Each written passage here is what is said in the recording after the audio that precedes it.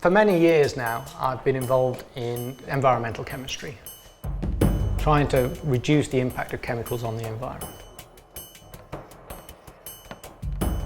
My name is Chris Rayner.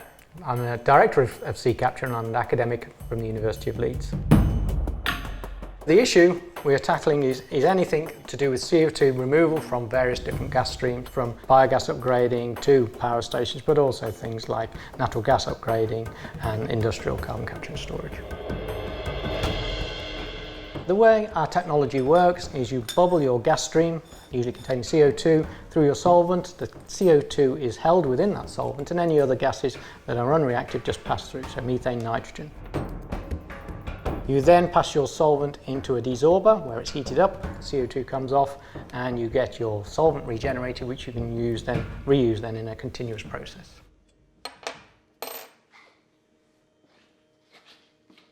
One of the problems with the current technologies is that it requires a lot of energy to actually separate the CO2 from the other gases.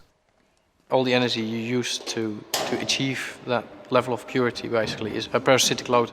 It's basically energy taken away from the bottom line, from your profits.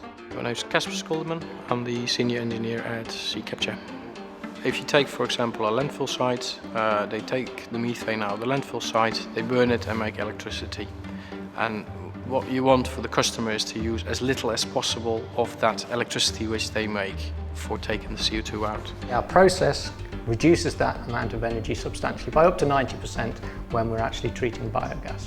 Biogas comes from anaerobic digestion and also landfill, and basically this is methane that also has a lot of CO2 in there.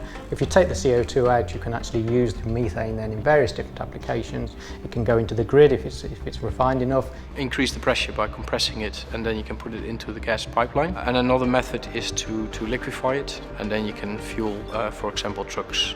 So then it's a transport fuel. What Current technologies for carbon capture and storage do, they tend to take the existing chemistry and then tweak the engineering. And that's pretty much optimized as much as it's going to be. What we've done is step back and change the chemistry as well, the underlying chemistry, and also then develop the engineering on top of that.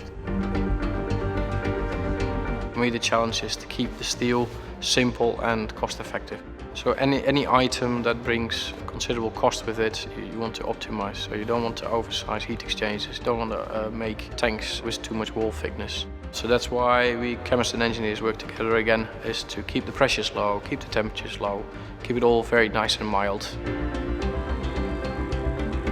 The long-term goal really is to get our technology implemented in very large-scale applications, particularly power stations, industrial sources of CO2 emissions. The sorts of savings on CO2 emissions that we can make are in the tens of thousands and millions of tonnes. It's an enormous potential. One of the problems we have as a population is the amount of CO2 we release into the atmosphere is enormous, and the only way to actually have a significant effect on that is large-scale implementation where you are capturing those sorts of amounts of CO2.